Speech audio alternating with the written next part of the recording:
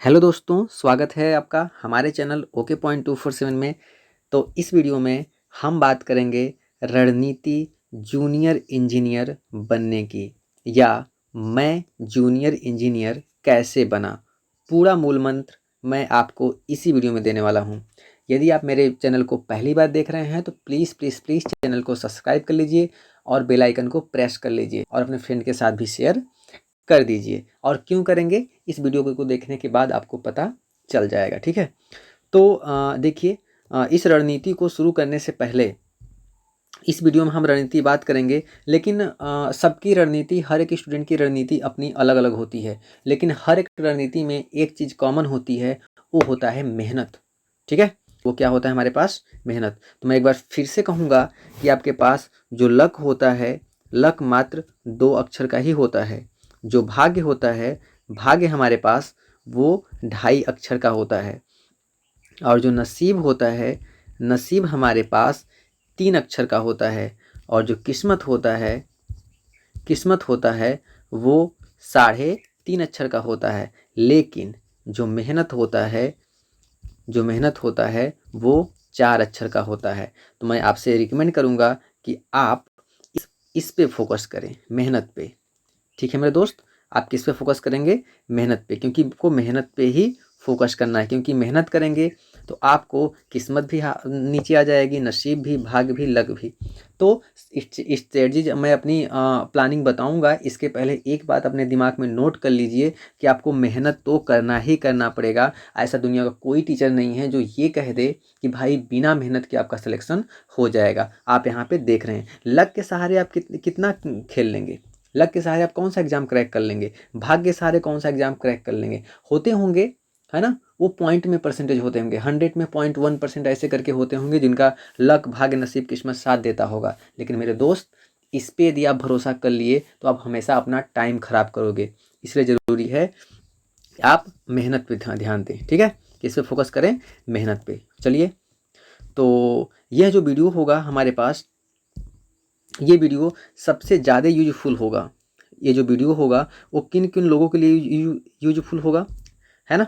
तो जितने भी हमारे पास, जितने भी जेईई के एग्ज़ाम होते हैं भारत में, इंडिया में जितने भी जेईई के एग्ज़ाम होते हैं, हर जगह, है ना, हर जगह के लिए रणनीति बिल्कुल से कारगर साबित हुई। क्योंकि हर एक एस्पिरेंट पहली बार में, फर्स्ट अटेम्प्ट में क्रैक नहीं करता, बहुत सारे एग्जाम दे चुका होता है। तो ये वीडियो किसके किसके लिए है? जैसे हम बात करें SSC JE, SSC JE, UP triple SC JE, RRB JE, SAIL, GAIL, भेल, एचएएल, इसरो का जो टेक्निकल असिस्टेंट का पेपर होता है, DRDO, NPCIL, BARC, state JE, state AE, Jal Nigam JE, UP आर्मिनल जेई, इसी मेरा सिलेक्शन हुआ है, यूपी आर्मिनल JE, RPSC JE AE, DDA, Delhi में एक पोस्ट निकलती है इंजीनियरिंग सर्विस की, बिहार जेई, उत्तराखंड जेई, जम्मू कश्मीर में जेई की post, MP JE, Kerala public service commission, Vizag steel. इसका मतलब कि इंडिया में जहाँ भी यदि इंजीनियरिंग सर्विस में जॉब निकलती है, चाहे जो जेई हो या एई हो, तो ये वीडियो आपके लिए बहुत ज़्यादा हेल्पफुल होने वाली है। ये वीडियो आपके लिए बहुत ज़्यादा इंपॉर्टेंट होने वाली है। आप इस वीडियो को स्किप बिल्कुल भी ना करें। यदि आप इस वीडियो को नहीं देखना चाहते तो अभी से ही आप स्किप कर दें। ठीक है, क्योंकि आधा अधूरी वीडियो देखने का कोई मतलब नहीं है। याद रखना, अपने माँ बाप के सपने के लिए आपको इतना तो करना ही करना पड़ेगा। आपने बहुत वीडियो देखा होगा। ठीक है, चलिए, तो अब बात करते हैं हम इस वीडियो में हम क्या क्या बातें करेंगे। सबसे पहली बातें होंगी कि जूनियर इंजीनियर कैसे बने, है ना, जूनियर इंजीनियर कैसे बने, या सहायक इंजीनियर या फिर कैसे बने, है ना, जूनियर इंजीनियर या फिर असिस्टेंट इंजीनियर जेईई हम कैसे बने। तो इसमें इसी को हम लोग डिकोड करेंगे। मैं अपनी पर्सनल ओपिनियन में बताऊंगा। ठीक है, तो इसमें पॉइंट देख लेते हैं। सबसे पहले कि हमारा होगा स्टडी प्लान। स्टडी प्लान में टेक्निकल कैसे पढ़ें, सबसे बड़ा इशू है। देखिए, मेरा जो कोर ब्रांच है वो मैकेनिकल इंजीनियरिंग है, लेकिन आप अपने हिसाब से जो सिविल इंजीनियर वाले होंगे सिविल इंजीनियर देख लेंगे, और इलेक्ट्रिकल वाले इलेक्ट्रिकल के हिसाब से देख लेंगे, है ना। मतलब सभी के लिए मतलब कॉमन रहेगा। लेकिन मेरा जो कोर ब्रांच है वो मैकेनिकल इंजीनियरिंग है। ठीक है, तो मैं जो बुक सजेस्ट करूँगा वो मैकेनिकल इंजीनियरिंग का करने वाला हूँ। अगला होगा my revision plan and study book. मैंने कौन सी बुक मैंने प्रीफर की थी, मैंने कौन सी बुक को पढ़ा था, वो मैं बताऊंगा। अगेन, आपको क्या करना है, प्रीवियस ईयर के क्वेश्चन प्रैक्टिस करने हैं। और प्रीवियस ईयर के question practice practice practice and practice, इतना ज़्यादा मेहनत करना है क्योंकि practice make a perfect. Practice आपको बिल्कुल परफेक्ट बनाता है ना। तो आपको प्रैक्टिस बिल्कुल दबा के करना है। मैं भी अपना प्लानिंग आपको दिखाऊंगा अभी। मैं सजेस्ट करूंगा कि आपको टेस्ट सीरीज लगाना चाहिए कि नहीं, टेस्ट सीरीज के बारे में बात करेंगे और कौन सा टेस्ट सीरीज बेहतर होगा आपके लिए, ठीक है, क्योंकि ये सपना आपका है, ठीक है। नॉन टेक्निकल कैसे कंप्लीट करें, इंजीनियरिंग एस्पिरेंट के लिए सबसे बड़ी बात होती है कि हम नॉन टेक को कैसे कंप्लीट करें, कहाँ से पढ़ें, नॉन टेक टेस्ट कहाँ से लगाएं। तो नॉन टेक की बात करेंगे। इसके बाद सबसे मोस्ट इंपॉर्टेंट पॉइंट, क्या करें और क्या न करें एग्जाम से पहले और एग्जाम सेंटर पर। मैक्सिमम लोग गलतियां करते हैं, आप भी गलतियां करते हो, इसलिए इस वीडियो को पूरा देखना है एक बार कि क्या करें क्या ना करें। एग्ज़ाम से पहले भी, एग्ज़ाम सेंटर पर भी। बहुत लोग होते हैं कि अपने आप को कंफ्यूज करते रहते हैं, एग्ज़ाम सेंटर पे जाने के बाद एंट्री से पहले तक आर.एस. खुरमी आर के जैन पढ़ रहे होते हैं, है ना। तो सबकी बात करेंगे हम। नेक्स्ट पॉइंट होगा, कहीं आप फिर से वही गलती कर रहे हैं तो आपका सिलेक्शन कभी नहीं होगा। 100% डियर मैं लिख के देता हूँ कि जो गलती आप पहले पिछले वाले एग्जाम में कर करके आए हैं या करते आए हैं, जो पहले से आप करते आए हैं वो आज भी कर रहे हैं, तो आपको वही मिलेगा जो पहले से मिलता आया है। इसका मतलब असफलता। अगली वीडियो में, अगले पॉइंट में हम बात करेंगे कि असफलता के कारण। 100% आप यही करते होंगे, ठीक है, मैं भी यही करता था, आप भी शायद यही करते होंगे यदि सच में आप तैयारी कर रहे हैं तो, ठीक है। सभी करते हैं, है ना, गलतियों से हम लोग सीख लेते हैं। तो चलिए आगे बढ़ते हैं वीडियो में। तो आज का मोटिवेशनल कोट होगा हमारे पास, if you shining like the sun then you are burning like the sun. यदि सूरज की तरह चमकना है तो सूरज की तरह जलना भी पड़ेगा, ठीक है। मेरा नाम है ओम प्रकाश यादव और मैं जूनियर इंजीनियर हूँ बिजली विभाग उत्तर प्रदेश सरकार में, ठीक है। चलिए आगे चलते हैं। और मैं शुरू से ही कक्षा 10 से ही बच्चों को पढ़ा रहा हूँ, तो मेरा एक हमेशा से लगाव रहा है बच्चों से। तो मैं चाहता हूँ कि अपने अब इस नॉलेज को, जो ऑफलाइन ऑनलाइन कोचिंग चल रही थी, जो पेड बैच मेरा चल रहा था, उसे मैं फ्री ऑफ कॉस्ट कर देने वाला हूँ। ये हमारे पास पॉलिटेक्निक के स्टूडेंट हैं, सेमेस्टर वाले, ठीक है। तो मुझे बहुत अच्छा लगता है बच्चों के साथ, तो आई होप कि अब अच्छा लगना चाहिए, ठीक है ना। तो ये हमारे पास ये स्टूडेंट हैं, ये हमारे पास स्टूडेंट, और ये हमारा जो ऑफलाइन कोचिंग चलता है ना। ऑफलाइन कोचिंग का ये बैच है हमारे पास, पुलिस वाला बैच है ना। अगेन हमारे पास ये हमारे पास इंटर का कोचिंग चलता है, इंटर का, है ना। और यहाँ भी कंपटीशन का भी कोचिंग चलता है, IERT पॉलिटेक्निक का भी, ठीक है। तो ये हमारे पास हम लोग एंजॉय कर रहे हैं। और ये हमारे पास सबसे कामयाब मैम है जिन्होंने मुझे हिंदी पढ़ाया, रीजनिंग, जिसकी वजह से मैं आज यहाँ तक पहुँचा हूँ। तो हम दोनों ही लोग कोचिंग चलाते हैं, तो दोनों का नॉलेज भी आपस में लोग शेयर करके पढ़ लेते हैं। ये भी काफ़ी अच्छी पोजीशन पे हैं, है ना। मैं वो बाद में कभी डिस्कस करूँगा, है ना। इनका भी वीडियो अभी प्लेलिस्ट में पड़ा होगा, आप देख सकते हो। नेक्स्ट चलते हैं हमारे पास। अब बात करते हैं अभी हाल ही में जिसके रिगार्डिंग में मैं वीडियो बना रहा हूँ। पेपर होने वाला है यूपी आर्मिनल JEE का, फिर से एक बार, ठीक है। तो ये पेपर होने वाला है, डेट डिक्लेयर कर दिया गया है ना। तो ये टाइम टेबल है, देख सकते हैं आप कि 14-15 2 दिन पेपर होने वाला है। 14 और 15 मई को पेपर होने वाला है। प्लीज़ आप लोग अपना एडमिट कार्ड डाउनलोड कर लीजिए और एक दिन पहले बड़े आराम से, टेंशन में नहीं, बिल्कुल तनाव मुक्त होकर के एग्ज़ाम सेंटर पर पहुंच जाइए, ठीक है। तो ये है। तो इसमें हम देखेंगे कि जो हमारे पास मैकेनिकल वाले हैं, मैकेनिकल का जो पेपर है हमारे पास 15 को है, ठीक है। और इलेक्ट्रिकल वाले का 14 को। तो आप ये देख सकते हैं। और इस बार एक ही शिफ्ट में पेपर होगा क्योंकि कैंडिडेट हमारे पास कम है। नेक्स्ट, तो स्टडी प्लान की बात करें तो मैं बात करूँगा। तो सबसे पहले मैकेनिकल इंजीनियरिंग में जो सब्जेक्ट आते हैं वो होता है हमारे पास mechanics, strength of material, theory of machine, design of machine, thermodynamics, IC engine, refrigeration and air conditioning, heat mass transfer, power plant engineering, production में क्या क्या होता है, मेटल कटिंग होता है, casting, grinding, welding, forging, material science, metrology, industrial engineering, और सबसे game changer subject जिसका नाम है हमारे पास कैड कैम और NC-CNC, है ना। क्योंकि अब जो इस बार में बहुत लड़कों का सिलेक्शन इसी वजह से नहीं हुआ था कि पेपर में अब कैड कैम और NC-CNC मशीन को भी इंक्लूड किया जा रहा है। तो ये हमारे पास बिल्कुल एडवांस हो गया कि अब यदि आपको सिलेक्शन लेना है तो इंडस्ट्रियल, कैड कैम सब कुछ पढ़ के जाना पड़ेगा। पहले की प्लानिंग ठीक चलिए मैकेनिक्स तो सोम टोम डोम पढ़ लिया और आपका सिलेक्शन हो गया, ऐसा कुछ नहीं है। अब आपको पूरा सिलेबस पढ़ना पड़ेगा क्योंकि पेपर कहीं से भी आ गया। तो एक बात और याद रखना मेरे दोस्त कि एग्ज़ाम पेपर सेट करने वालों का कोई ईमान धर्म नहीं होता, है ना। साल भर इतनी, एक पहली बात तो एग्जाम जल्दी नहीं होता, एग्जाम होगा तो जो पेपर होगा इतना ऊट पटांग दे देगा, तो आप एक कहते हो फिरोगे कि यार जो हमने पढ़ा था वो तो आया नहीं। इसीलिए आप पूरा चीज़ पढ़ के चलो, आया तो अच्छी बात है, नहीं आया तो फिर वो भी कोई दिक्कत नहीं है। अपने आप पे अफसोस ना करना पड़े, इसलिए आप बिल्कुल से मेहनत करो। इसलिए मेहनत करो क्यों, क्योंकि यदि आपको आपको बता दूं कि यदि आपको 500 मीटर की दौड़ निकालनी है ना, तो आपको तैयारी कितने की 1500 मीटर की तैयारी करना पड़ेगा, ठीक है ना। तब जाके आपको 500 मीटर का दौड़ निकलेगा। अब सोचिए कि आप 500 का कर रहे हैं, 500 मीटर की तैयारी कर रहे हैं, 500 ही दौड़ना है, तो वहाँ पे जाके खुद ही 300 हो जाएगा। समझ गए आप। तो इसलिए आपको इतना करना पड़ेगा। नेक्स्ट चलते हैं हम। तो मैं अपना स्टडी प्लान में बताऊं तो मेरा थोड़ा स्टडी प्लान थोड़ा डिफरेंट है ना। क्योंकि मुझे कोचिंग भी चलाना होता है, क्योंकि मैंने सेल्फ स्टडी से तैयारी किया है, खुद से तैयारी किया है। तो हो सकता है आपका थोड़ा डिफरेंट होगा, लेकिन मेहनत कॉमन होगा, मैंने पहले बोल दिया है। तो माई स्टडी प्लान की बात करें हम, तो मेरी आदत थी हमेशा क्लास 11 से ही, मैं 11 इंटर में भी टॉपर हूँ, तो क्लास 11 से मेरी आदत थी कि मुझे 2 बजे हमेशा उठना है। आज भी मैं उठता हूँ, चाहे पढ़ना हो चाहे ना पढ़ना हो, मैं उठता ज़रूर हूँ, है ना। क्योंकि पढ़ना होता है, वीडियो बनाना है यूट्यूब पे, और टीचिंग में पढ़ाना होता है, तो मैं उठ जाता हूँ। इसके बाद अगला पॉइंट है कि 2 से 4 AM तक हम क्या करते हैं, जो मेरा पढ़ने का जो शेड्यूल होता है ना, वो स्लॉट्स में बटे होते हैं 50-50 मिनट्स के, है ना। 50-50 मिनट्स के क्या होते हैं, स्लॉट्स होते हैं।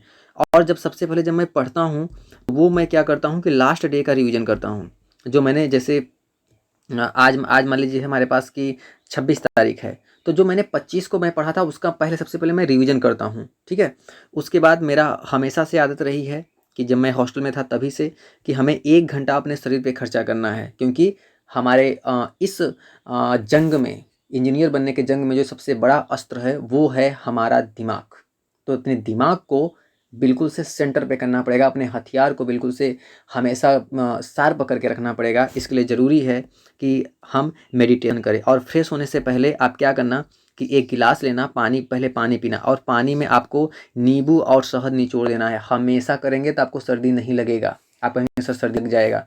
हमेशा करेंगे तो सर्दी नहीं लगेगा। नींबू और शहद उसमें मिला के निचोड़ के जब आप पानी पियेंगे दोस्त, तो आप इतना रिफ्रेशमेंट फील करेंगे अपने आप को कि आप एक नई ऊर्जा से भर जाएंगे और बिना थके पूरे दिन भर का काम करेंगे। तो ये जो हमारे पास होगा फ्रेश, तो आप फ्रेश ऐसे होंगे, मेडिटेशन करेंगे, योगा करेंगे, और उसके बाद हैवी एक्सरसाइज करेंगे। हैवी एक्सरसाइज क्यों करेंगे, क्योंकि आपको बैठ के पढ़ना है ना, बैठ के पढ़ना है, इसलिए आप हैवी एक्सरसाइज करेंगे, जिससे पूरे शरीर में आपको पसीना आ जाए, जिससे पूरे शरीर में आपको क्या आ जाए, पसीना आ जाए, ठीक है। जब पसीना आ जाए तो आप नहा धो के बिल्कुल से मस्त हो जाइए। और ठीक है, आगे चलते हैं। पढ़ना है, जब भी पढ़ना है तो आपको टेबल लेना है, टेबल और कुर्सी बैठना है, लेट के नहीं पढ़ना है, मोबाइल फ़ोन से नहीं पढ़ना है। आप यूट्यूब पे बहुत ज़्यादा वीडियो देखते हो ना, इसलिए आपका दिमाग बिल्कुल से सिकुड़ चुका है।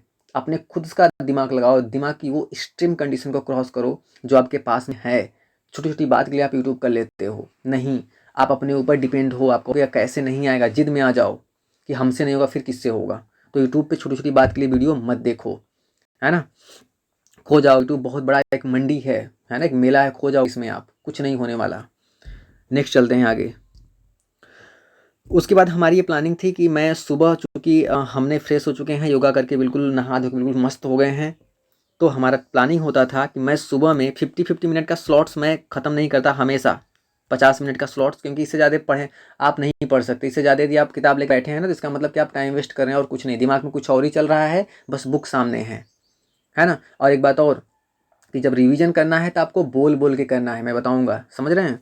तो सुबह के टाइम में आपका दिमाग बिल्कुल फ्रेश है, खाली है। आपको करना क्या है कि आपको only numerical practice and try to solve tough question जो गेट ईएससी स्टेट एई में पूछे गए हों। कहाँ कहाँ से क्वेश्चन उठाएंगे आप उठाएंगे वाईसीटी से उठाएंगे, मेडीजी से उठाएंगे, इसके मंडाल नोट से लिखाएंगे, हर जगह से उठाएंगे, समझ गए। तो इसलिए ज़रूरी है कि आपको सुबह के टाइम में, क्योंकि न्यूमेरिकल एक ऐसा पोर्शन है कि जितने भी डिप्लोमा पॉलिटेक्निक वाले बच्चे हैं उनको न्यूमेरिकल आता ही नहीं जल्दी, है ना। वो थ्योरी पढ़ लेते हैं, न्यूमेरिकल नहीं लगा पाते। तो न्यूमेरिकल आपको अपना स्ट्रॉन्ग करने के लिए ज़रूरी है कि प्रतिदिन आप न्यूमेरिकल लगाएं। तो प्रतिदिन मेरा टारगेट होता था मैं न्यूमेरिकल को जरूर टच करूंगा, और ऐसे न्यूमेरिकल, क्योंकि एक न्यूमेरिकल आप टच करेंगे गेट ईएस का या फिर स्टेट एई का ना, तो आपको 5-6 क्वेश्चन बन जाएंगे जेई के, ठीक है। तो इतना करना ही पड़ेगा। नेक्स्ट की बात करेंगे हम। तो ये हमारे पास बुक मैं दिखाऊंगा, इसका बुक का मैं कटआउट लेके आया हूँ, आपको दिखाऊंगा कौन कौन सी बुक, ठीक है। चिंता बिल्कुल ना करें, बस मेरे वीडियो के साथ बने रहिएगा। उसके बाद मैं इसके बाद देखिए 8 बजे के बाद मेरा क्या होता है कि 8 बजे तक मैं पढ़ता हूँ, उसके बाद मेरी कोचिंग होती है, तो मुझे पढ़ाना होता है, तो मैं चला जाता हूँ पढ़ाने के लिए, ठीक है। कोचिंग होती है, पॉलिटेक्निक कॉलेज होता है पढ़ाने के लिए। तो अब मुझे दोपहर में टाइम मिलता है। दोपहर में हम क्या करते हैं कि प्रतिदिन हमको क्या करना है कि मैकेनिकल इंजीनियरिंग का 500 क्वेश्चन सॉल्व करना है ना। 500 क्वेश्चन हर हाल में सोल्व करना है, चाहे जैसे। यदि क्वेश्चन सॉल्व नहीं करेंगे तब तक हमें सोना नहीं है। टास्क मतलब अपने आप को टास्क डेली डायरी प्रिपेयर करना है, डायरी में दिखाऊंगा अपना, तो इतना करना है। तो मैकेनिकल इंजीनियरिंग क्वेश्चन में daily try to solve 500 MCQ previous year question paper from different book, YCT youth competition, RK Jain, RS Khurmi, SK Mandal, है ना, गेट ES का क्वेश्चन प्रीवियस ईयर पेपर। तो इतना आपको करना ही करना है, चाहे जैसे, है ना। प्रतिदिन करना है, एक दिन नहीं, प्रतिदिन करना है। एक जब तक आपको लक्ष्य न मिल जाए तब तक करना है, ठीक है। ऐसा नहीं कि पेपर आया तो 10 दिन पहले बहुत बड़ा सीरियस हो गया कि मैं रात में कर दूंगा, ये कर दूंगा, 24 घंटा 12 घंटे पढ़ूंगा, 20 घंटे पढ़ूंगा, कुछ नहीं होने वाला। प्रतिदिन पढ़ाई करो आप। नेक्स्ट की बात करें तो ये मेरा देखो, मैं डेली बनाता हूँ, आप भी डायरी बनाना दोस्त, आपको फायदा होगा। ये देखो डायरी में क्या है कि 27 जुलाई का मैंने डायरी बनाया है। कैसे बनाया है देखो, 2:05 हम उठे हैं, तो जब मैं उठूंगा तो मैं अपना डेट डाल दूंगा। फिर ए का देखो, हमेशा यदि जेई बनना चाहते हो तो ए की तैयारी करो कम से कम। तो ए के लिए हमने देखो 50-50 मिनट पिछले दिन का रिवीजन करना है। उसके बाद क्या करना है, हमें 50 + 50 + 50 मिनट क्या करना है, टफ क्वेश्चन प्रैक्टिस करना है। उसके बाद फिर सुबह में हमने मतलब इतने घंटे निकालिए। उसके बाद मैं कोचिंग क्लास चला गया। फिर 12 से 3 बजे हमें टेक्निकल क्वेश्चन MCQ प्रैक्टिस कर लिए, कितने, थ्योरी ऑफ मशीन के 500 क्वेश्चन। ये कहाँ से, वहीं फिर से YCT यूथ कंपटीशन से, या फिर SK मंडल, या फिर ES गेट पेपर से। और उसके बाद उसके बाद कोचिंग चलाऊंगा, फिर दूसरी टाइम कोचिंग में पढ़ाऊंगा। फिर शाम को 5 बजे से लेकर 8 बजे तक हमारा मैं पढ़ूंगा। इसमें मैं लाइट सब्जेक्ट पढ़ूंगा, मतलब हल्के सब्जेक्ट, जैसे current affair, GK GS mock test में लगाऊंगा, ठीक है। तो शाम का जो मेरा होगा, शाम को मैं इवनिंग में लाइट सब्जेक्ट में पढ़ूंगा, हल्के सब्जेक्ट, है ना, जिनमें काफ़ी कम दिमाग लगता होगा वो मैं पढ़ूंगा। लेकिन सुबह से लेकर के आफ्टरनून तक, है ना, आफ्टरनून तक जो मेरा पढ़ाई होगा बिल्कुल टफ होगा, क्योंकि मैकेनिकल इंजीनियरिंग से मैं हूँ, तो बहुत ज़्यादा कंपटीशन है इंजीनियरिंग में। तो मैं मैकेनिकल ज़्यादा टाइम देता था और टेक्निकल पे कम टाइम देता था। टेक्निकल पे तब जब मेरा दिमाग पढ़ते पढ़ते थक जाता था, तब जाकर मैं नॉन टेक को मैं पढ़ता था, ठीक है। उसके बाद क्या करना है, जब सोते वक्त भी हम क्या करेंगे, आज देखो हर एक दिन का लिखते हैं। सोम स्ट्रेंथ ऑफ मटेरियल, ये देखिए कंप्लीट हो चुका है आज का टास्क। स्ट्रेंथ ऑफ मटेरियल को सोचते सोचते सोना है। तो अपने दिमाग में जैसे ही हम बिस्तर पे लेटेंगे, है ना, तो बिस्तर पे लेटेंगे तो हमें क्या सोना है, जो स्ट्रेंथ ऑफ मटेरियल, हर एक दिन में एक एक सब्जेक्ट सोचना है। तो मैं स्ट्रेंथ ऑफ मटेरियल सोचूंगा, टार्सन बेंडिंग, थ्योरी ऑफ फेलियर, है ना, और ये सब मैं सोचता रहूँ, कॉलम, स्ट्रट, बीम, ये सब मैं दिमाग में सोचता रहूँगा। उसके फार्मूले दिमाग में आते रहेंगे। ऐसे करते करते करते करते मैं सो जाऊँगा, है ना। तो इस तरह से हम अपनी प्लानिंग करते हैं, ठीक है दोस्त। तो ये देखिए, ये भी हमारे पास प्लानिंग है ना, आपके सामने ये भी है प्लानिंग कंप्लीट। जहाँ कंप्लीट हो, देखिए यहाँ पे ये कंप्लीट हो चुका है, पावर प्लांट हमने कंप्लीट लिख दिया। ये हमारे पास 13 जून का है ना। तो आपको डेली कम से कम 500 क्वेश्चन तो करने ही करने हैं, चाहे जैसे। तो ये मेरी प्लानिंग है, आप देख सकते हैं। ये भी देखिए, यहाँ भी प्लानिंग है। मैंने ये इसीलिए नहीं दिखाया हूँ कि आप इम्प्रेस हों, इसलिए कि आप भी ऐसा कीजिए। अपने पूरे 24 घंटे का जो प्लान है, 24 घंटे का जो आपके पास समय है, वक्त है, इस 24 घंटे को आप अच्छे से यूटिलाइज कर सकें, टाइम को मैनेज कर सकें। फालतू जगहों पे अपना टाइम मत खराब करो, नहीं पूरी ज़िंदगी खराब हो जाएगी, मैं बता रहा हूँ पहले से, है ना। तो चलो, ये देखिए, मेरा जब लॉकडाउन 2.0 लगा था तो मैंने अपनी प्लानिंग किस तरह से किया था। यहाँ पे देखिए, जून में हम क्या पढ़ेंगे, RK जैन मैंने फिर से दोबारा खत्म किया। जो एक देखिए साइक्लिंग में करना है, ऐसा नहीं कि एक बार RS खुरमी खत्म हो गया दोबारा खत्म नहीं करना। RS खुरमी प्रत्येक 15 दिन पे, 20-20 दिन पे पढ़ते रहिए। ये मैं जो प्लानिंग बता रहा हूँ, मैं 3-4 साल से फॉलो कर रहा हूँ, है ना, तब जाके सफलता आज मिली है। जुलाई में क्या करना है, यूथ कंपटीशन को सॉल्व करना है। अगस्त में क्या करना है, IS गेट इंजीनियरिंग सर्विस के पेपर को सॉल्व करना है ना। तो मेरा टारगेट किसको किसको था, इसरो का था, BSSC शशि धवन को था, UP आर्मिनल को था, और UP SSC को था, ठीक है ना। तो ये था, ये मेरी प्लानिंग थी। और ये देख सकते हैं, मैंने यहाँ भी प्लानिंग कर दिया है। और आपको माइंड के लिए कुछ आपको एक्सरसाइज करना है। जैसे मैंने यहाँ पे देखो, मैंने कुछ बना रखा है, इसके सेंटर में हमें देखना होता था, दिमाग एकाग्र हो जाता था। कुछ और भी सुबह हम करते थे, मोमबत्ती मंगा करके ऐसे मोमबत्ती जला के इसको हम देखते थे, इसको हम इस तरह से देखते थे। तो जब ऐसे देखते थे मेरा दिमाग एकाग्र हो जाता था, मेरे दिमाग की क्षमता बिल्कुल बढ़ जाती थी। ठीक है, ऐसा आपको भी करना है और डेली आपको टारगेट रख के चलना है कि आज जैसे आप सुबह उठें तो अपने आप से कहें कि मैं अपने आप को 1% बढ़ा कर रहूँगा, 1% मेरा बुद्धि, 1% नॉलेज मैं नया गेन करूँगा, चाहे कुछ भी हो जाए।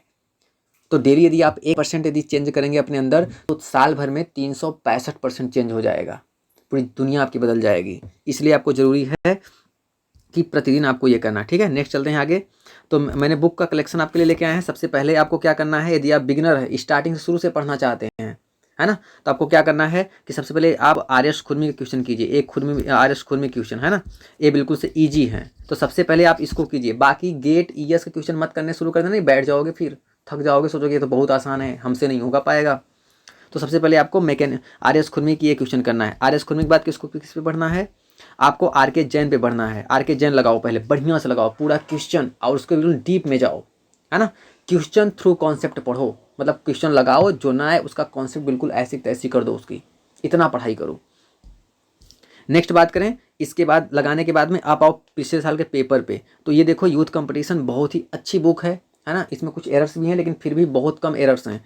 तो ये जो बुक है हमारे पास ये जेई का है। तो अब आपको क्या करना है, आपने आर एस खुरमी कंप्लीट कर लिया है, आर के जैन कंप्लीट कर लिया, अब आप करेंगे जेई का यूथ कंपटीशन का बुक। तो आपको जेई में यूथ कंपटीशन की बुक लगानी है। इसका वॉल्यूम 2 है, ये वॉल्यूम 1 है और ये वॉल्यूम 2 है। इन दोनों को लगाइए। इन दोनों को लगाने के बाद में इसको देखिए, लगाने के बाद में ऐसा नहीं कि आर एस खुरमी पढ़ने के बाद में उसको छोड़ दिया पीछे ना। संडे के दिन पूरा रिवीजन कीजिए, आप पूरा रिवीजन कीजिए, जितना आप पढ़ें पूरा रिवीजन जल्दी जल्दी सरसरी नज़र से देख लीजिए एक बार, है ना। जो नहीं आता उसको मार्क कर लीजिए, उसको दोबारा पढ़िए आप, है ना। तो ऐसा आपको करना है। अब आगे ऐसा करने के बाद में हमने क्या किया था, ये मैं आपके लिए नहीं, मैं अपनी खुद की बात बता रहा हूँ, ठीक है। और ये जो बुक था हमारे पास मेरे टाइम पे 8000 बुक की लॉन्च हुई थी ना, 8000 क्वेश्चन की। इस समय तो ज़्यादा क्वेश्चन की हो गई है, तो उसका पिक नहीं मिल रहा था हमारे पास, ठीक है। अच्छा फोटो नहीं आ रहा था इसलिए मैंने इसको लगा दिया। तो अब उसके बाद आपको अब आप जेई आर एस खुरमी पढ़ लिए, आर के जैन पढ़ लिए। अब आप जेई का यूथ कंपटीशन का हर एक पेपर आपने पढ़ लिया है, डिफरेंट डिफरेंट संस्थाओं में जहाँ पे एग्जाम हुआ है आपने पढ़ लिया है। अब आपको एई पे फोकस करना है, क्योंकि जेई का थोड़ा सा टफ होता है ए। तो अब एई का लगाएंगे तो जब भी जेई का जब पेपर टफ आएगा तो वो एई से ही क्वेश्चन बिल्कुल से पिकअप कर लिए जाएंगे। तो आप ए का बुक पढ़िए। ये देखिए इसका भी वॉल्यूम 2 है। ये 35,000 क्वेश्चन इसमें आ गए हैं, लेकिन मेरे टाइम पे 8,000 था, ठीक है। तो ये हो गया। फिर ये दोनों वॉल्यूम है, आप इसको परचेस करके पढ़ सकते हैं, ठीक है, बिल्कुल पढ़िए। अब आगे चलेंगे। एक खत्म होने के बाद मैंने क्या किया था, एस के मंडाल का नोट्स। आपको ये बहुत ही अच्छी बुक है, नेट पे आपको बहुत अच्छे से मिल जाएगी। एस के मंडाल का नोट्स आप इसको डाउनलोड करके PDF AIS GATE engineering service हर जगह हर पे सब कुछ पेपर है इसमें, है ना। तो आप इसको बिल्कुल से लगा डालिए, उसका आंसर भी उसने दिया है। तो ये मान के आपको लगाना है कि जब भी जेई का लेवल एकदम टफ होगा, गेट से तो नहीं होगा ना, तो जब भी टफ होगा तो गेट का प्रीवियस क्वेश्चन आप में दे दिया जाएगा। आपको ये बात याद रखना है। ये देखिए, ये हमारे पास इसका इंटरफेस कुछ इस तरह से दिखता है ना। तो इस तरह से दिखता है, तो आप इस तरह से इसको आप बिल्कुल से सॉल्व करिए। नेक्स्ट बात करें, उसके बाद हमने मंगाया था सबसे लास्ट में इसको हैंडबुक मंगाया था मैकेनिकल इंजीनियरिंग का, मेडीजी का, है ना। तो इसको आप पढ़ डालिए, इसको बहुत अच्छी बुक है, आप इसको पढ़ डालिए। नोट्स हैं इसमें बिल्कुल अच्छे से, आप इसको पढ़ डालिए पूरा, है ना। इसके बाद हमने क्या किया था, इसी के साथ मैंने इस बुक को भी ऑर्डर किया था, है ना। इस बुक को भी हमने पढ़ा था, है ना। दोस्त पढ़ना पड़ता है, ठीक है, इसको पढ़ना पड़ता है यदि आप सिलेक्शन लेना चाहते हो, क्योंकि हम लोग मैकेनिकल इंजीनियरिंग है ना। तो इंजीनियर आप हो तो आपको पता होगा कि एक इंजीनियरिंग कंडीशन कैसी होती है। सब लोग SSC MTS लेखपाल दरोगा पुलिस का मूव कर रहे हैं, है ना। यदि आप सच में जॉब करना चाहते हो इंजीनियरिंग सर्विस में तो आपको इतना करना ही करना पड़ेगा। अब आप बात करते हैं टेस्ट सीरीज कौन सा लगाना है। तो मैंने जो टेस्ट सीरीज लगाया था मेरा, क्योंकि मेरा बहुत जगह सिलेक्शन हुआ था, है ना, तो मैंने सबसे ज़्यादा मैं प्रीफर करूँगा आप टेक्स्ट बुक को फॉलो करें, क्योंकि एक ऐसा टेस्ट सीरीज है जिसमें सब कुछ मिल जाएगा, बहुत कुछ मिल जाएगा आपको, ठीक है।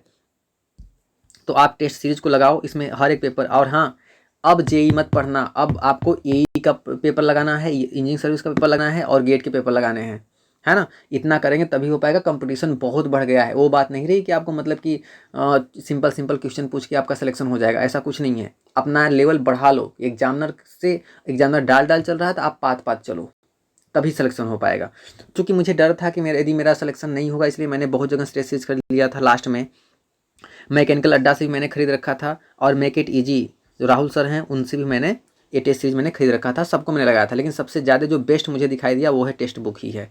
ठीक है, क्योंकि इसमें थोड़े से मामूली से कीमत पे 200-300 रुपये का 300 रुपये का टेस्ट में आपको बहुत सारे भारत में जितने लगभग एग्जाम होते हैं ना, मैक्सिमम एग्जाम के आपको मिल ही जाएंगे, और प्रीवियस ईयर पेपर भी मिल जाएगा, आपको कहीं जाने की ज़रूरत ही नहीं है। ठीक है, अब बात करते हैं कि शाम के टाइम में मेरा जो सब्जेक्ट होता था वो लाइट सब्जेक्ट में पढ़ता था, बहुत आराम से सब्जेक्ट में पढ़ता था, हल्के सब्जेक्ट। तो जीके जीएस की बात करें तो जीके जीएस में मैं राकेश यादव सर का जीके जीएस में पढ़ा हूँ, और ये बहुत ही अच्छी है।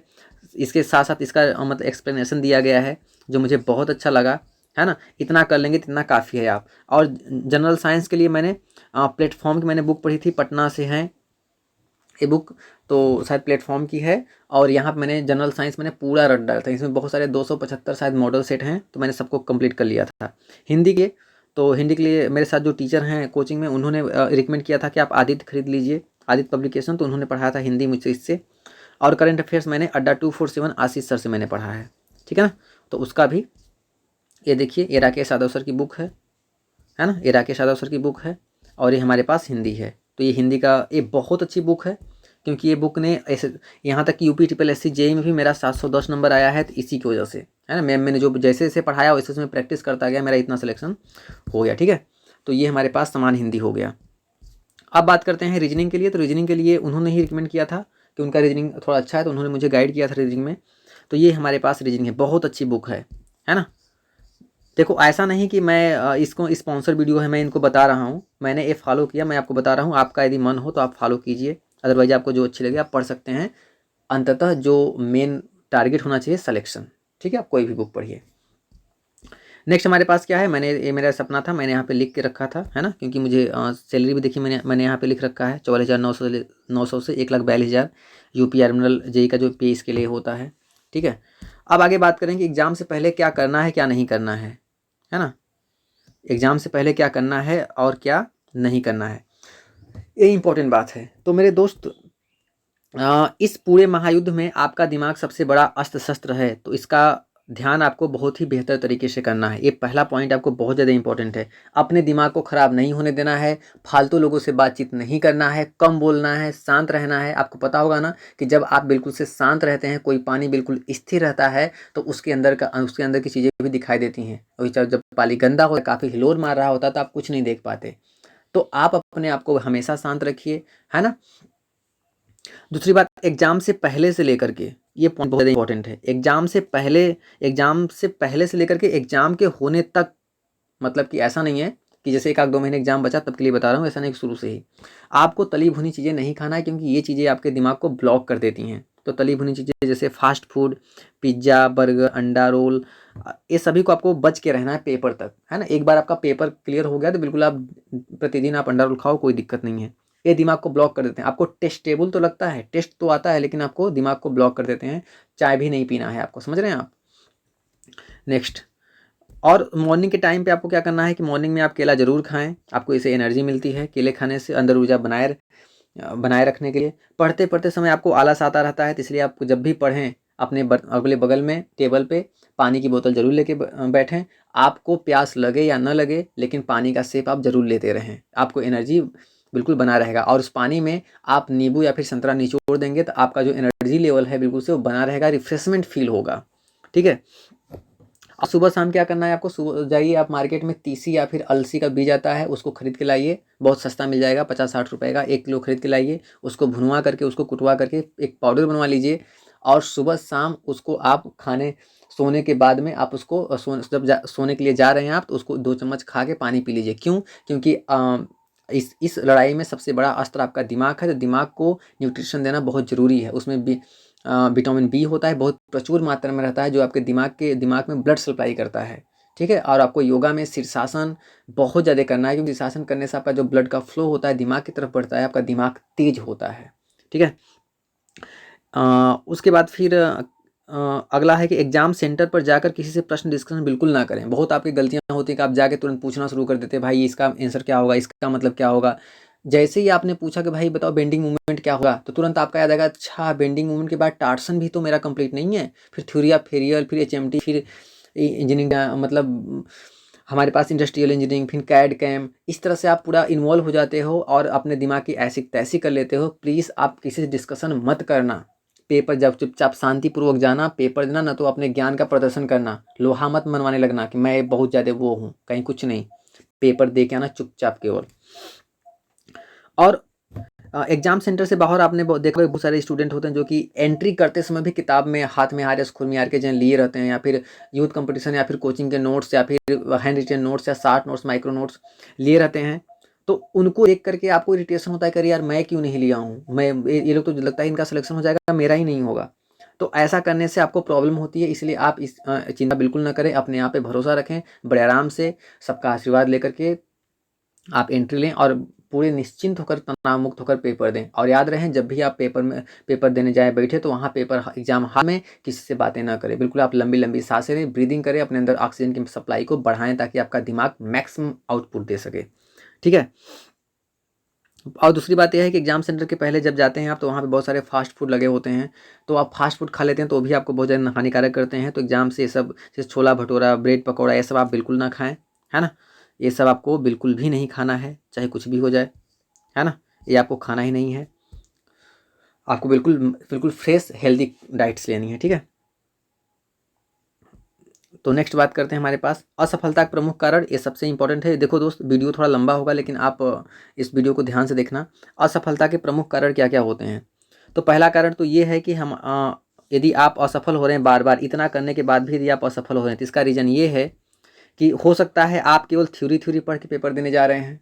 यदि आप केवल थ्योरी पढ़े हैं तो आपका दिमाग इस बात को समझ ही नहीं पा रहा है कि हमें एग्जाम में जो प्रॉब्लम आएगी उसको सॉर्ट आउट कैसे करना है। तो यदि आप केवल थ्योरी पढ़ के एग्जाम दे रहे हैं तो भी आपका सिलेक्शन नहीं होगा, या फिर आप थ्योरी नहीं पढ़े, केवल एमसीक्यू रट लिए तो भी सिलेक्शन नहीं होगा। आपको लगता है कि हाँ यार, यूट्यूब पे मैराथन चलता है और पेपर से पहले एक मैराथन का वीडियो देख लेते हैं, हमारा काम हो जाएगा, तो मैराथन करके हम सिलेक्शन ले लेंगे। भाई ऐसा कभी नहीं होता। तो ऐसा करते हैं तो भी आपका सिलेक्शन नहीं होने के चांस हैं। कॉन्सेप्ट क्लियर ना करना, कॉन्सेप्ट क्लियर ना करना इसका मतलब क्या है कि यदि समय रहते आपने कॉन्सेप्ट क्लियर नहीं किया, वो क्वेश्चन आ गया थोड़ा सा मॉडिफाइड यदि आ गया, जैसे आप रट के गए हैं x+y, पेपर में आ गया x-y, तो कहोगे यार ये तो अलग हो गया, है ना। तो आपका दिमाग इतना होगा ना कि बिल्कुल वही, या तो फिर वही आंसर टिक करके आएगा, फिर गलत करके आएगा, गारंटी है। तो कॉन्सेप्ट क्लियर करना जरूरी है। अगला पॉइंट है कि प्री प्लानिंग करके एग्जाम देना। प्री प्लानिंग का मतलब क्या है कि जैसे हर एग्जाम में ही होता है, जैसे हमारे पास 100 क्वेश्चन हैं, तो आप प्री प्लानिंग क्या करके चलते हो कि यार 100 क्वेश्चन है ना, तो 100 में मैं 95 90 तो मारूंगा ही मारूंगा, चाहे जैसे चाहे कुछ भी हो जाए। 100 क्वेश्चन है हमारे पास, तो 100 में 90 मार के आऊँगा। कुछ लोग तो कहें 100 में 100 मार के आएंगे। अब ये नहीं देखना है कि हमें हमारा सही कितना होगा, इसे नहीं, आप प्री प्लानिंग करके चलते हो कि यार 100 आएगा ना, तो 100 में 90 क्वेश्चन, तो 90 प्लस तो मरबे करेंगे, चाहे कुछ हो जाए। बस यहीं से आपका असफलता मिलना बिल्कुल से स्टार्ट हो चुका होता है। जैसे आप अपने प्लानिंग किया कि यार 90 प्लस तो कर ही के आएंगे 100 में, बस।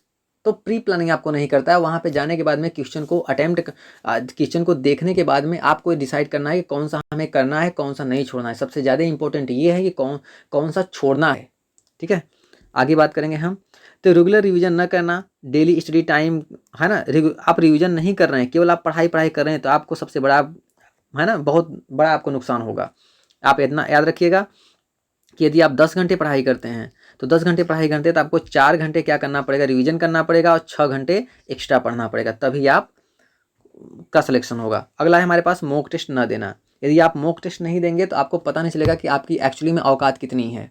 ठीक है, तो अपने आप को चेक करने के लिए पूरे भारत में जितने लड़के तैयारी कर रहे हैं उनको साथ मतलब कि कनेक्ट होने के लिए आपको मॉक टेस्ट देना ही देना पड़ेगा। मॉक टेस्ट दीजिए, अपनी गलतियां सुधारिए, जो गलती है आप उसको पॉइंट आउट नोट कीजिए, है ना, और अपने गलतियों पे काम कीजिए, गलतियों पे काम कीजिए। ये मत को मेरा नहीं होता, बहुत पढ़ते हैं तब नहीं होता ना। आप देखिए प्रॉब्लम कहाँ आ रही है। अगला हमारे पास किसी सब्जेक्ट से लगाव लगा लेना। जैसे कोई भी सब्जेक्ट है तो आप बहुत बार लगाव लेते हैं। जैसे आपको है कि आपको थर्मल बहुत आता है, तो जब थर्मल बहुत आता है तो आपको इतना लगाव हो गया थर्मल से कि आप बार बार थर्मल ही पढ़ रहे हो, बाकी सब्जेक्ट तो कब पढ़ोगे। तो यदि आप ऐसा कर रहे हैं तो भी आपके, यदि आपको रीजनिंग अच्छे से आती है तो आप बार रीजनिंग पढ़ रहे हो, करंट अफेयर्स अच्छा लगता है करंट ही अफेयर्स पढ़ रहे हो, जो आता है आप वहीं पढ़ रहे हो। भाई सिलेक्शन सबसे होता है, एक सब्जेक्ट से सिलेक्शन नहीं होता। आपको सब कुछ पढ़ना पड़ेगा। जब सब कुछ पढ़ना पड़ेगा तो आपको किसी भी सब्जेक्ट से लगाव नहीं लगाना है। यदि हम लोग से कोई पूछे कि भाई आपका फेवरेट सब्जेक्ट कौन सा है, तो हम लोग कन्फ्यूज रहते हैं, क्योंकि हम लोगों ने हर एक सब्जेक्ट को उतना ही टाइम दिया है। इसलिए ज़रूरी है कि आप किसी भी सब्जेक्ट से लगाव न रखें और हर एक सब्जेक्ट को उतना ही प्रायोरिटी दें जितना कि, है ना। होता है कोई सब्जेक्ट मतलब ऐसा इंपॉर्टेंट होता है, कोई इंपॉर्टेंट कम होता है, आप ऊपर नीचे देख लीजिए, लेकिन किसी भी एक सब्जेक्ट से ये मत कहें कि नहीं चलो ठीक है यार, टॉम से हमारे पास 100 क्वेश्चन है तो 30 क्वेश्चन आता है, बाकी से 55 आता है, तो बाकी पढ़वे न करें। भाई आपको पीछे करने के लिए एक क्वेश्चन ही काफ़ी है। अगला है एकाग्रता न होना, दिनचर्या सही न होना। जैसे एकाग्रता आपके अंदर नहीं है, दिनचर्या सही नहीं है, कोई रात में पढ़ाई करता है, कोई दिन में पढ़ाई करता है। देखिए घाटा क्या होता है, मैं इसके खिलाफ नहीं हूँ कि आप कोई यदि आप रात में पढ़ाई करते हैं तो रात में पढ़ाई कीजिए, दिन में पढ़ाई करते हैं दिन में पढ़ाई कीजिए। लेकिन मेरे दोस्त, जब भी पेपर होता है ना, तो पेपर हमेशा दिन में होता है। तो जब दिन में पेपर होता है तो आप जो रात में पढ़ाई करते हैं वो उनका जो दिमाग है, माइंड से सबसे मैक्सिमम इफिशियंसी कब देगा? रात में। पेपर हो रहा है दिन में, है ना। जो मैक्सिमम एफिशिएंसी है, एक डे हो गया एक नाइट हो गया। तो जो नाइट वाला बंदा है इसका जो मैक्सिमम दिमाग काम करेगा नाइट में काम करेगा, और डे वाले का मैक्सिमम काम करेगा हमारे पास दिन में काम करेगा। तो पेपर लेकिन हमेशा सत्य है कि जब भी होगा दिन में होगा। तो नाइट वाले का दिमाग वहाँ से एडजस्ट करना थोड़ा सा मुश्किल हो जाता है, वो दिमाग उतना आउटपुट नहीं दे पाता, है ना। तो इसको कैसे करना है सर? तो आपको क्या करना है कि जैसे आपका एग्ज़ाम 10 दिन बचे, अपने शेड्यूल को चेंज कर दो, अपने मैक्सिमम आउटपुट को दिन में लेके आओ, अपने माइंड के आउटपुट को आपको दिन में लेके आना है। तो दिन में आपको अच्छे से पढ़ाई करनी है आप, क्योंकि आपका दिमाग बिल्कुल दिन के साथ एडजस्ट कर जाए। और याद रखिए, यदि आपको यदि पता पड़ जाए कि टाइम कितना, मान लीजिए आपका 9 बजे से पेपर है, तो 9 बजे से लेकर के 10 बजे तक मैक्सिमम अपने दिमाग को, क्षमता को मैक्सिमम बढ़ाओ। यदि आपको 9 बजे से लेकर के 11 बजे तक पेपर है, तो 2 घंटे के पेपर में आपको क्या करना है कि 10 दिन तक 9 बजे एकदम बिल्कुल बढ़िया से बैठ जाना है, अपना फ्रेश होश होकर 1 नंबर 2 नंबर करके बैठना है, और 2 घंटे अपने जगह से हिलना नहीं है, और अपने दिमाग की क्षमता को पूरी तरह से आकलित करना है, तब जाके आपका पेपर क्लियर होगा। Next, question attempt. Question attempt क्या होता है? ये बहुत ज़्यादा इंपॉर्टेंट होता है। आप करते क्या हो कि एक तरफ से एक तरफ क्वेश्चन करते हो, ऐसा कुछ नहीं करना है। आपको क्वेश्चन तीन पार्ट में करना है। जो क्वेश्चन आपको अटेम्प्ट करना है तीन तरह से, पहला, दूसरा, तीसरा। पहला क्वेश्चन चलो ठीक है, पहला क्वेश्चन ससरी नज़र से देखना है, अच्छा इसका ये आंसर सही है, करेक्ट है, इसका आंसर सही करेक्ट है, ए और हो टाइम लगेगा, छोड़ दिया मैंने इसको। नेक्स्ट, ये अच्छा आएगा लेकिन लेट में आएगा, ये पता ही नहीं चल रहा है। तो आपको एक राउंड में बिल्कुल ससरी नज़र से पूरा पेपर गो थ्रू कर लीजिए।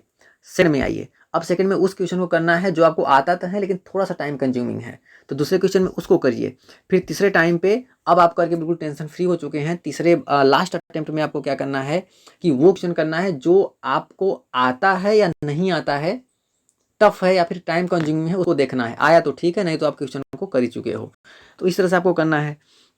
डेली प्लानिंग करना है, टास्क करना है अपने लिए। जैसे कि मैंने पहले ही बताया था कि आपको डेली टास्क करना है, टास्क देना है अपने आप को, और उस टास्क को देने के बाद में एग्जीक्यूट करना है। ऐसा नहीं है कि मतलब कि आपको टास्क बस लिख देना है पेपर डायरी पे, नहीं, एग्जीक्यूट करना है।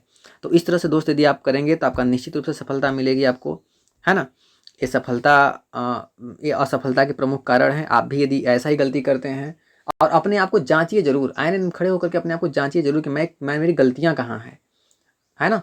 तो ये रही, वीडियो बहुत लंबा हो गया, लेकिन फिर भी जिनका भी यूपी अर्बन पेपर है ना, यूपी अर्बन में जिनका भी पेपर है उनको बेस्ट ऑफ लक, है ना। 2022 में बेस्ट ऑफ लक। बिल्कुल आप देश के भविष्य हो, तो आप बिल्कुल एग्ज़ाम क्रैक कीजिए। यदि मेरी इन सारी बातें आपके पल्ले पड़ी होंगी, अच्छी लगी होंगी, प्लीज़ प्लीज़ प्लीज़ वीडियो को मेरे लाइक कर लीजिए, चैनल को सब्सक्राइब कर लीजिए और बेल आइकन को प्रेस कर लीजिए। इस तरह से मैं अपनी वीडियो आगे भी पढ़ाई की कंटिन्यूस में करूँगा, और पूरी मैकेनिकल इंजीनियरिंग और कंपटीशन मैं इसी चैनल पे फ्री ऑफ कॉस्ट पढ़ाऊँगा, क्योंकि मैं अब फ्री हो चुका हूँ। ठीक है, okay, bye bye, take care, जय हिंद।